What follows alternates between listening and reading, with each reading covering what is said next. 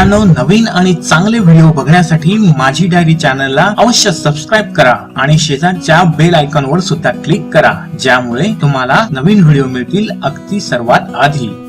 नमस्कार मित्रांनो, मी धीरज तुमच्यासाठी घेऊन आलो एक मराठी मोटिवेशनल बोधकथा। कथेचं नाव आहे किंमत। एका आश्रमात तिथल्या गुरूंनी दरवर्षाप्रमाणे आपल्या सर्व शिष्यांची परीक्षा घेतली।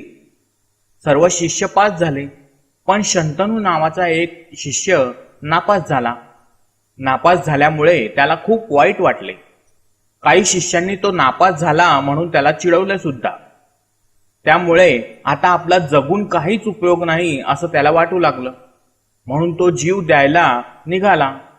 एका उंच टेकड्यावर तो पोचला, पण जीव देणार तेवढ्यात मागून एक आवाज आला, थांब। शिष्याने मागे वळून पाहिले तर एक व्यापारी उभा होता। तो म्हणाला, मुला, तू जीव का देतो आहेस? शिष्य म्हणाला, मी परीक्षेत नापास झालोय, आता माझ्या आयुष्याला काहीच किंमत उरली नाही, म्हणून मी जीव देतोय। व्यापारी काहीच बोलला नाही। त्याने थोडा विचार केला आणि त्याने आपल्या जवळील एक सोन्याची मोहर बाहेर काढली। ती मोहर शिष्याला दाखवत तो म्हणाला, ही सोन्याची मोहर जर मी कोणाला दिली तर तो घेईल का? शिष्य म्हणाला, हो, घेईल। व्यापारी म्हणाला, जर मी ही मोहर अशी जमिनीवर फेकली तर ती कोणी उचलून घेईल का? शिष्य म्हणाला, हो, घेईल। आणि जर मी या मोहरेला मातीत पायाने मळवून टाकले तरी कोणी घेईल का? व्यापाऱ्याने विचारले। शिष्य म्हणाला, हो, नक्की घेईल। व्यापारी म्हणाला, का घेईल? शिष्य म्हणाला, कारण काहीही केले तरी मोहरेची किंमत कमी झालेली नाही, ती सोन्याचीच आहे।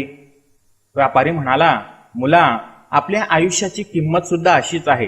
आपण नापास झालो, कोणी चिडवलं, कोणी अपमान केला म्हणून आपल्या आयुष्याची किंमत कमी होत नाही। आपले आयुष्य हे सर्वात मौल्यवान आहे। अपयशाने, अपमानाने आपलं आयुष्य मळलं तरी प्रयत्नाच्या पाण्याने ते धुवून पुन्हा स्वच्छ चकचकीत करून टाकायचं असतं आणि पुन्हा नव्याने जगायचं असतं। शिष्याला त्याची चूक कळली। त्याने व्यापाऱ्याचे आभार मानले आणि तो पुन्हा नव्या उमेदीने आश्रमात परत गेला। मित्रांनो, अपयशाने खचू नका, अपमानाने ढळू नका, कष्ट करा, प्रयत्न करा आणि यशस्वी व्हा। धन्यवाद।